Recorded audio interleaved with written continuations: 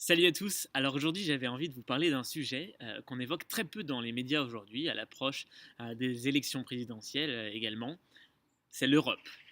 L'Europe, dans un contexte international fort aujourd'hui, puisque, comme vous le savez, Donald Trump est arrivé aux États-Unis et il a comme projet très clair et très fort de relancer l'investissement, de mettre l'emploi aux États-Unis en premier, donc de renforcer la place de l'Amérique, mais déjà l'Amérique dans son marché intérieur, l'Amérique. Et de l'autre côté, vous avez la Chine, qui, on le sait depuis des années, continue à émerger, à grandir, à s'ouvrir au reste du monde, à monter en gamme avec l'émergence d'une classe moyenne qui a de plus en plus de pouvoir d'achat, etc.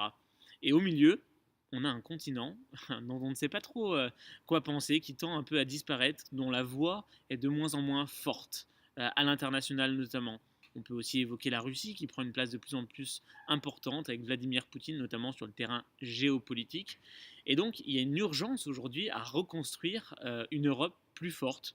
Aujourd'hui, on est dans un modèle hybride qui n'est pas trop intégré, pas trop indépendant. On ne sait pas trop si on doit transférer des compétences à l'Union européenne. On est un peu réductant.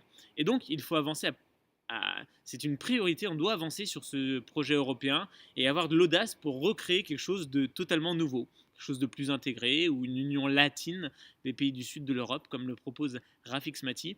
Dans tous les cas, il faut absolument faire quelque chose et ça doit être un sujet au cœur de la présidentielle si on ne veut pas se faire effacer par les États-Unis, la Chine, soit pour la technologie, pour conserver notre indépendance. Il faut que nous réinventions l'Europe.